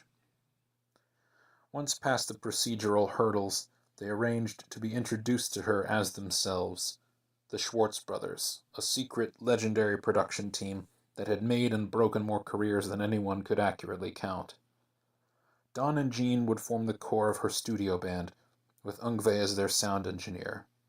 With every meeting, every rehearsal, they sent waves of compulsion washing over her, disguising their commands as music, backing vocal parts, electronic effects to be layered under her guitar melodies, even squawks of feedback. Each carried the poisoned messages. Forget yourself. Let go of your name. Submit. Their scheme was cunning in its predatory way. It would hollow out Jennifer, strip her of her ego, and build in its place a patchwork person, a woman made up of fragments of other women. Some of these other women were real, including the once-acclaimed adult film actress who used the stage name Mara Liaison, and a failed pop-punk artist who had once made an album under the name Cat Wild. Others they invented, using doctored photographs and forged portraits to create an unnamed princess of some Eastern European royal line, an aristocrat in exile who was unable to halt the march of history but could still stop men in their tracks. They went so far as to set up a Manhattan apartment as the place where she'd lived out her last days, adorning it with fake memorabilia and installing Jennifer there to hasten her transformation. Kat they brought around to the studio during recording sessions, Mara to the set of the first Ina music video, and others, over the course of her 3-year career, to wherever she might be, tour buses, hotel rooms, cavernous basements beneath the opulent houses of the wealthy and decadent. The other women eventually disappeared, Mara to suicide, Kat under unknown circumstances. All images of the princess to the bottom of a dumpster when the New York apartment became too valuable and had to be sold. Ina remained, a hive of lost souls in a stolen body, and slowly she filled with power as thousands, millions, listened to her song of self-negation and screamed back, "Yes, yes, me too. You are me and we are nothing." In this blind devotion they lost themselves, just as their idol, too, was lost, held in thrall by the Black Brothers, who knew much of the secret world, but nothing of compassion. For 3 years, they forbade anyone to call her Jennifer, cut off all her contact with her family, her old friends and co-workers and rivals. They were on hand, in one guise or another, when she gave interviews, managing her every response. They controlled her money and what she ate, and whose company she kept, and grew rich, though the wealth was always something they treated with disdain. Their real treasure was control. And yet, the brothers were not prepared for the news of Ina's betrayal, as they would come to call it. Success had made them indolent, each succumbing to his respective vice. Ungve, for instance, was in the basement of an antiquarian bookshop in Chicago during the fateful interview, indulging in a little brandy as he perused the owner's personal collection, having recently purchased the entire shop. The eldest Schwartz grunted with obscene enjoyment over the feel of the leather spines beneath his fingers, leered at the imprints of long-gone publishing houses in faraway places, and read out loud the accumulated marginalia of centuries, cackling at jokes in dead languages. Don and Jean happened to be together at a party they had organized, using cash as their cattle prod, and while Jean tried out a number of chemicals stolen from a Caltech medical lab, all untested, all unsafe. Don was in the bedroom, in the midst of some meaningless sexual indiscretion. He was the first to get wind of it. He glanced over at the screen of his smartphone and immediately dropped the poor woman onto the bed and walked out into what was left of the party in dishabille, barking, "Jean, she's loose." It was somewhere north of 4 a.m. in Pasadena. One of Don's loyalists in Nashville had tuned into the interview and texted simply, "She's talking about y'all on the radio," unknowing of the gravity of his message. Don buttoned his pants, snatched Jean up off the floor, and spat a word of power that sobered his brother almost instantly. "It's happening," he said, with apparent dispassion. "She knows." They flew into action, literally, in the sense that they got to LAX and boarded a plane to Chicago with what most people would consider an obscene lack of hassle, as well as figuratively. While Don summoned their staff with a real normal smartphone, Jean produced a piece of gray stone carved to resemble one, bit his thumb, and smeared blood on it to contact Ungve. In the basement of the bookshop, the eldest Schwartz felt the matching stone in his pocket go suddenly cold, and held it to his throat. "Speak," he spoke in their new Enochian tongue. To the harried airline staff nearby, stressed to their limits by both obeying Don's unreasonable commands and trying to figure out why on earth they were doing so, Jean's reply sounded like a typewriter on auto-tune. What Ungve heard was, "She has loosed her bonds." Their error was the classic black magician's blunder, hubris. In creating Ina, that error was compounded. They thought that Jennifer's identity would be permanently destroyed, subsumed by the construct of interwoven personas they had layered over her original ego, and that the construct itself was too fragmentary to act independently. Instead, Jennifer was able to hide amid the conflicting mass that was Ina, escaping the brothers' notice, and eventually to give the fragmentary identities of the other women, real and fictional, a dense core. Once drawn into her orbit, they each fed her power, and thus created one woman with the strength of many. Yeah, well, it helps if I put them in the Trying right to spot. reassert control, the Schwartzes blundered again by rushing into a direct confrontation with her, painfully unaware of who they were now dealing with. Don did not listen to the Let's try interview in this one more question. time. He didn't even tell Jean it existed. Jean, to his discredit, didn't ask. He had wondered when this day would come, and the bleak excitement of crisis was upon him. He went along with Don's rudimentary plan, get Ungve, then go get her, in a haze, blinded by fantasies of his own doom. He drank heavily on the flight to Chicago, whetting his appetite for self-destruction. Ungve, meanwhile, dove into the pages of a notebook he had labeled Malleabilissimus, poring over every step of the arcane process by which they had made Jen into Ina, so engrossed in it that he didn't notice when the taxi driver took the long way to O'Hare, looking for clues as to what had gone wrong. He assumed that one of his brothers had done something wrong at the outset, left some fatal flaw in the workings, and cursed them as intemperate whelps and callow dabblers. By the time the three met up, he had spent more time practicing these insults than the incantations he meant to use to bring Ina to heel. Ooh, shit. By the time they reached Nashville, it was too late. She had gathered all the emblems of her power to her and was brimming with it. Her sold-out show was at a massive arena, with John Stone opening. Impertinent churl, Ungve spat at the news. They were only able to push through the mob of screaming devotees outside, desperate for tickets, behind a flying wedge of bulky private security guards. On their way down the hall to her dressing room, they found the latest of her several celebrity lovers, this one an actress some years her senior, who menaced them with a handful of expensive fingernails on her way out. "I know what you are," she hissed, "and she's not going to put up with it anymore." Ungve's mouth formed. Ungve's mouth moved, forming the new Enochian command for silence, and the two-time Emmy nominee slapped him across the face.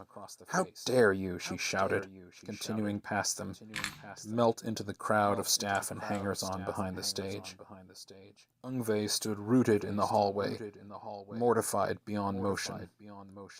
He had allowed an uninitiated woman to strike him, and was stuck there until Don grabbed his shoulder roughly and hauled him the rest of the way to Ina's chamber.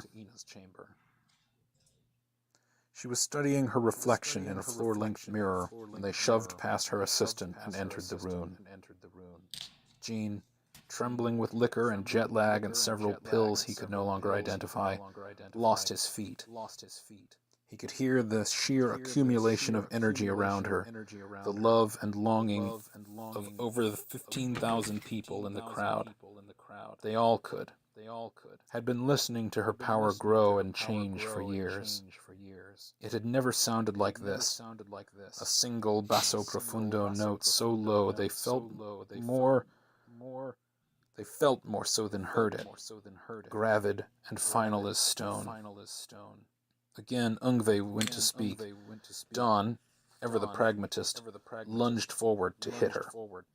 Both fell slowly to the ground as she sang the note they were hearing, holding it easily without a pause for breath until the Schwartz brothers lay flattened before her.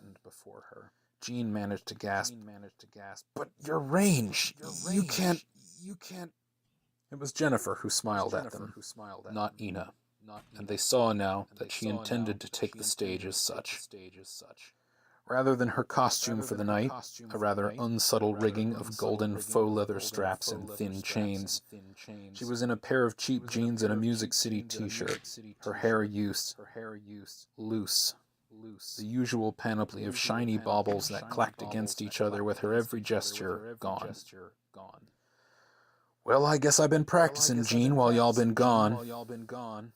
She smiled and picked up a battered acoustic guitar from a chair nearby, and as Don pushed himself to his feet, she turned and strummed it at him, striking a chord at once so beautiful and so dissonant that he forgot what he was doing and fell down again. "Made some changes to the show tonight, since we're back in Nashville. Been thinking a lot about how this all got started, where I might be now if I'd never met y'all. And even though you might think I owe you something for getting me where I am today, I figure I paid that debt a long time ago." The nails on the fingers that plucked the old guitar were much bitten, flecks of old paint lingering around the cuticles, but they were swift and sure on the strings, calling out the high major chords of a country anthem, something vaguely familiar to Jean as he shivered, prostrate. She went to the door, leaned out to call down the hallway, "Hey, Jim," and continued to play as the Schwartz brothers rose gingerly.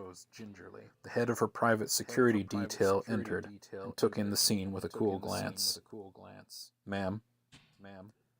These boys are not feeling well, Jim, and they don't work for me anymore. So, if you'd be so kind, get them to a hospital or a clinic or maybe just a sofa somewhere, all right?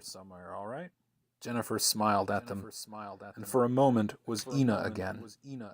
In that look, they saw the practiced lasciviousness of Mara Liaison, the dignified authority of the princess, Cat Wild's abandon and desperate rage. Jean burst into tears. The thought of the years of decline that were to come made him so perversely happy he couldn't contain himself. As Ungve cleared his throat and Don squared off with the security man, Jennifer turned to the eldest of the Schwartz brothers. Not another word now, not one more word. We'll call it creative differences for now. Give you boys a chance to get back on your feet. But I figure when folks found out how you operate, you're done in the music business. Don looked at her head of security, eye to eye, and tried to say, "Be afraid of me," in New Enochian. But the younger man just blinked, frowned. Was that a threat, sir? And at last it was clear. It was all over. Don pushed Jean out the door and shuffled after him, refusing to meet the security man's gaze. At the threshold, Ungve lingered for a moment. "You ungrateful bitch," he whined. "I made you a goddess." Jennifer just laughed and watched him leave her life forever. Perhaps you already know about that show. The scandal, the rocky start to her career as a solo artist. You may even be aware of the subsequent attempts on her life by mentally unstable admirers. The yellow journals responsible for the label Fanatic Killers when their attempts to violently express their displeasure at her career change took innocent lives. But it is more important to know what became of the Schwartz brothers. They are emblematic of those who use the art to take power over others rather than building it with them. I will tell you only in brief, because to wallow in the sordid details would make us little better than they are. First, they tried again to be producers, to manipulate young, talented musicians, this time in L.A. They changed their names and faces, of course, even if Ina hadn't revealed certain damning details of how the Schwartz brothers treated her and other figures in the music industry. Those identities had calcified. They liquidated the properties they'd acquired and set up shop in California, burning through their capital to set up a small but functional recording studio just minutes from the beach, hoping the lull of the tide would bedazzle their next crop of suckers. They even destroyed all their talismanic objects, using the stored-up energies thus released to form new selves, all blonde, tanned, and terribly earnest. Ungve tried to become Malcolm, an expatriate British financier, but he was too young, too desperately handsome, and the battered old wizard couldn't sustain him very long. Don wrapped himself in the armor of fashion, a millennial called Tanner, perpetually clad in suits from the hottest designers, but he moved too slowly to keep pace with the trends, and soon found himself locked into the role of the has-been, without ever actually having done anything. Jean tried to seem as a woman, a pretty young thing meant to lure in male talent, but his cloying version of femininity convinced no one, and none of the names he tried out worked. He went from Jessica to Julia to Janice in as many months, until Malcolm finally stung him with the worst possible rebuke. "All begin with J, you fool, all remind us of her.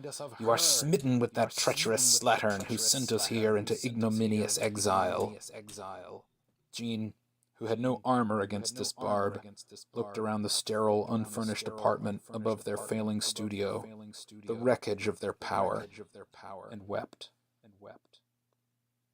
The money ran out first, and for a time they sustained themselves on ever smaller acts of graft, bid-rigging schemes on behalf of land developers, then election meddling, down to insurance fraud, and eventually to petty larceny. By that time, they reached the inescapable conclusion that whatever power their study of the art had given them was waning, and had been in decline since a certain incident at a Nashville arena that was no longer discussed. Fewer and fewer people were susceptible to their invented command language. More and more saw them as they were, not as they tried to appear. The process took 9 years, 3 for every one they had spent replacing Jennifer with Ina and leeching off her strength, by the end of which they were unable to perform the slightest feat of magic. They traced the old sigils, spoke the ancient words, and nothing happened. They were mundane again, terrestrial, and aged in the extreme. The years caught up swiftly when their power abandoned them. Don, self-deluding to the end, was taken into police custody with several bottles of stolen prescription pills, and his belligerence with the police and courts earned him a long enough sentence to ensure that shortly thereafter he would die in prison. Jean succumbed to senility, as if he'd been looking forward to it, lost all memory and reason. Mindless fear and a persistent craving for sweets defined his final hours. Ungve was not so fortunate. He took a fall going up the stairs of a tiny fifth-floor apartment, shattering the bones in his arms and legs, and found himself confined to a bed in an underfunded public hospital, where his only relief from the cruelly clear memories of his every misstep and indignity was the din of other patients' suffering. He came to feel, in those final days, knowing his brothers were dead, and his failure was complete, something akin to guilt, as near as one such as him could manage to guilt anyway.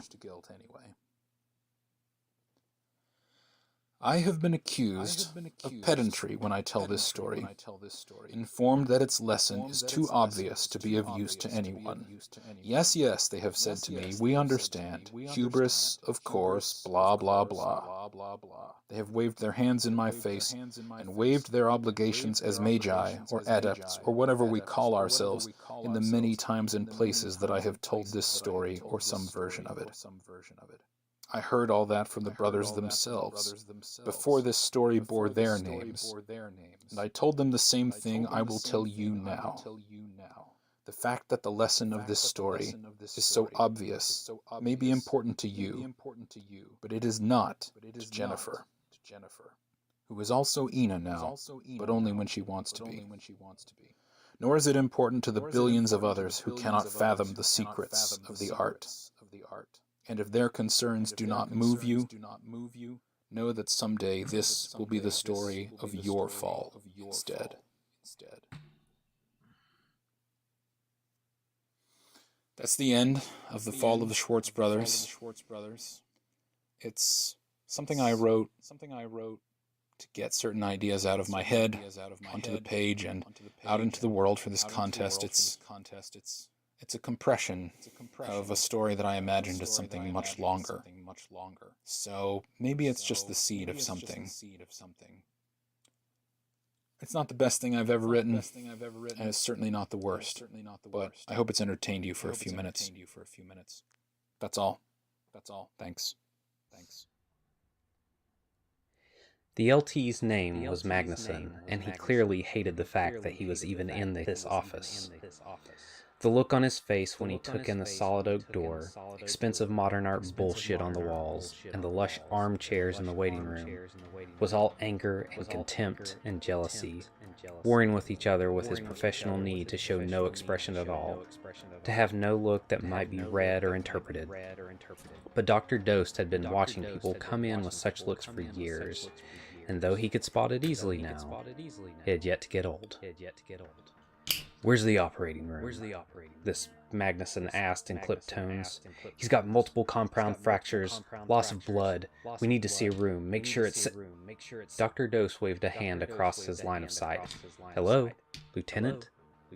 Some of his smile was hidden by the mask, but since it had left his mouth exposed, most of it was visible.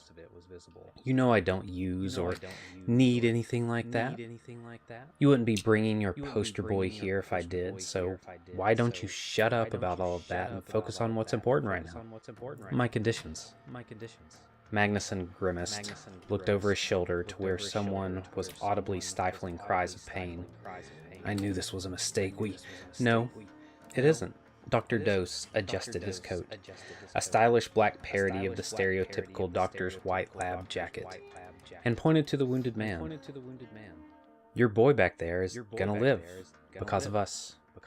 You, because you choose to bring him to me, and me, because I'm the shit, bitch. The lieutenant took a step towards him, light from the recessed lamps in the ceiling glinting off his MHTF badge. But Dose just laughed. See? That, right there. That's your mistake. You think you can do this your way, but just let me tell you what I've told every other big shot who's walked through this door before you, Magnuson. You need me. So we do it my way. Now, did Rebecca tell you what my conditions are? He knew she had, but it was just fun to frustrate medicops, even more than normal ones. Continued anonymity. Magnuson flinched as the voice behind him gasped and the sound of fluid dripped onto the floor reached his ears. Including permanent deregistration from the database and non-disclosure agreements for myself and everyone involved tonight, plus... He patted a glossy black messenger bag slung over his shoulder, festooned with techie bits, your payment, in the form of cashier's checks. He withdrew a slim piece of paper from the bag and held it in front of the doctor to examine, his index finger resting on a number at which Dr. Dose couldn't help scoffing. Lucky you, Magnuson. I'm not doing this for the money. He snatched the check and stuffed it unceremoniously into the inner pocket of his coat. His nod, signaling the men of the metahuman task force to bring their wounded cargo, was similarly insouciant. There's fine. He waved at an expensive coffee table with only one magazine on it. I'll just go prepare his treatment. He turned and went to the back door, where he keyed a combination in an electronic lock with practice speed. You haven't examined him yet, Magnuson shouted. Calkin. But the black-clad mutant was already through the door. There was a tense silence for several minutes, during which a hero known as Fractal, MHTF ID number 4444, his special designation, came very close to dying, and the MHTF agents assembled there realized just how close. And then Dr. Dose emerged with a handful of pills in one hand and a glass of water in the other, walked over with a shit-eating grin, and saved his life. Now take 2 of these, he said. Never call me again. Salamander's epistolary Zubari watched a forest of exhaust stacks at the Gamma-3 refinery explode, the flames growing bright against the dark sky. Alright. Well, we got one of the little carriers built.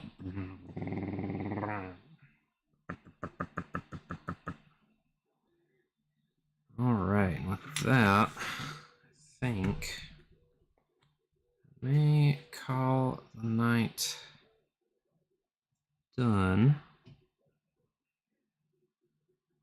Nobody's here hanging out at the moment.